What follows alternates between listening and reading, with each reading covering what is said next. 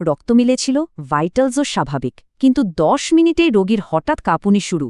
কারণটা শুনলে রীতিমতো শিউরে উঠতে হবে।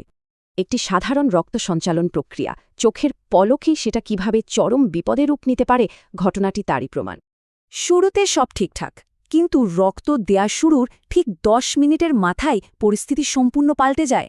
কাঁপুনি, পিঠে ব্যথা, উদ্বেগ আর হঠাৎ জ্বর, উপসর্গগুলো মুহূর্তের মধ্যেই অত্যন্ত মারাত্মক আকার ধারণ করতে শুরু করে।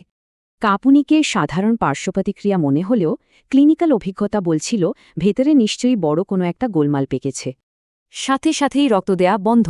এরপর দ্রুত স্যালাইন চালু করে শিরার সচল রাখা হয়। এটাই প্রথম বাঁচার উপায়।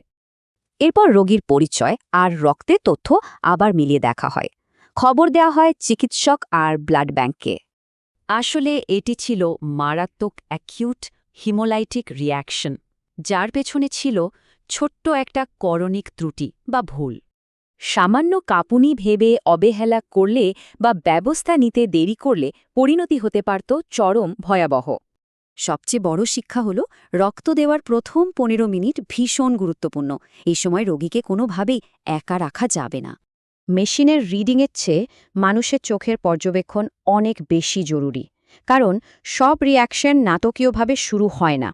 বর্তমানে বারকোড স্ক্যানিংয়ের মতো আধুনিক প্রযুক্তির পাশাপাশি সিমুলেশন ট্রেনিং দিয়ে নিরাপত্তা প্রোটোকলকে আরও শক্তিশালী করা হচ্ছে। শেষে একটা বড় প্রশ্ন থেকেই যায়, শুধু কি মেশিনের ভাইটালস মাপাই যথেষ্ট, নাকি রোগীকে সত্যি নিবিড়ভাবে দেখা প্রয়োজন?